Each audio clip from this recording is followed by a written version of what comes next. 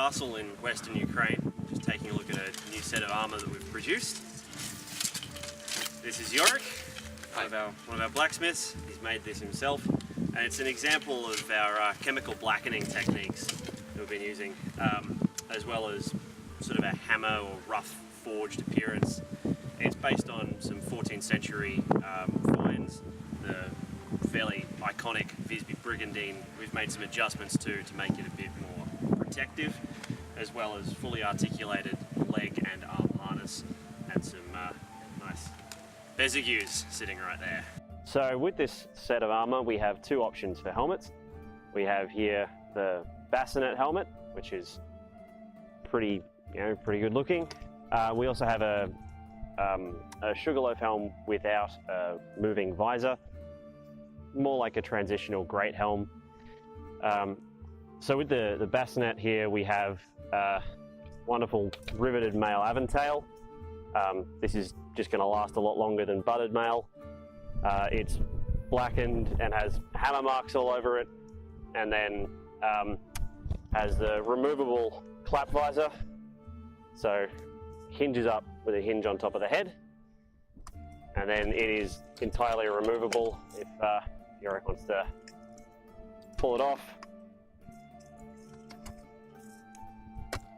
Just opens and closes like that, or is removable, and yeah, that's a bassinet.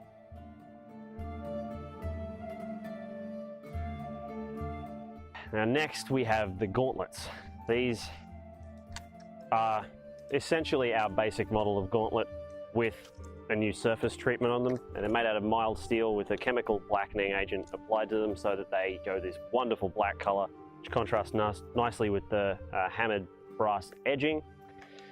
They've got a padded glove inside as standard, sewn to the gauntlet. Now these, compared to historical ones, are a little bit more rounded in the finger plates, just to get better coverage of the side of the fingers for SCA and other sorts of combat sports. And yeah, they're wonderful and move very well on the hand. Okay, so next we have the spaulders or pauldrons, armor for the shoulder. I'll start off by looking at how this goes on. It's attached using lacing through a leather tab at the top.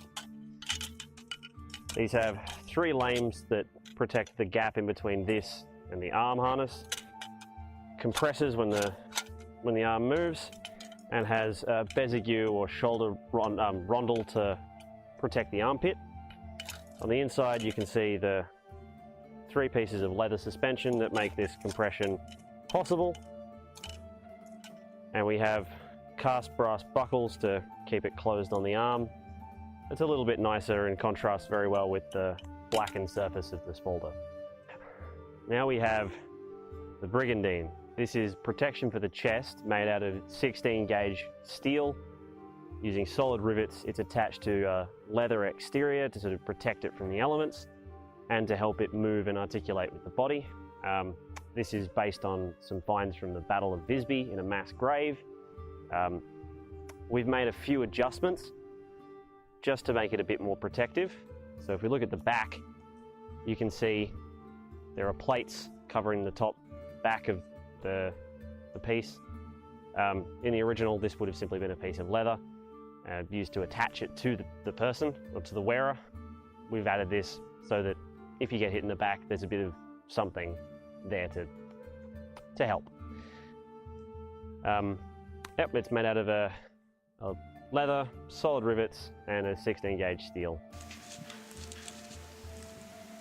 So at the back, it's attached using just a set of 4 buckles and straps, undoes, and then goes over the head. So if you look at the inside, this is the upper back, a whole bunch of thick steel plates to protect the back. Front is made out of larger plates that articulate and allow for a lot more range of motion than if this were a single piece of steel. It compresses and moves, and these sort of side pieces wrap right round the back of the wearer, all riveted to the leather.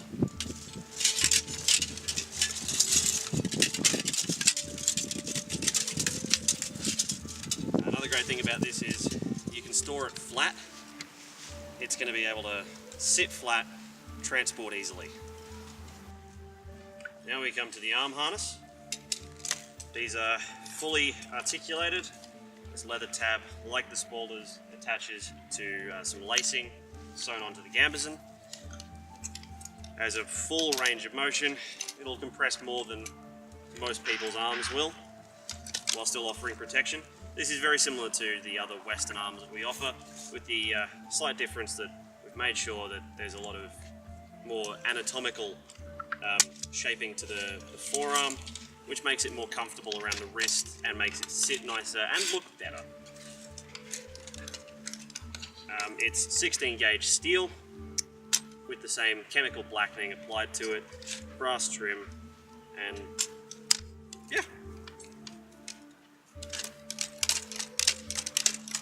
Now we come to one of my favorite pieces, which is the leg harness. These are a 14th century, late 14th century, early 15th century style of leg harness with an enclosed back of the leg. It's just beautifully articulated. They move excellently as you try and run. Nice big fans to cover the sides of your knees to make sure you're not going to get hit in the back of the leg. They articulate just excellently, shape to the upper leg really well, and they attach to either a belt or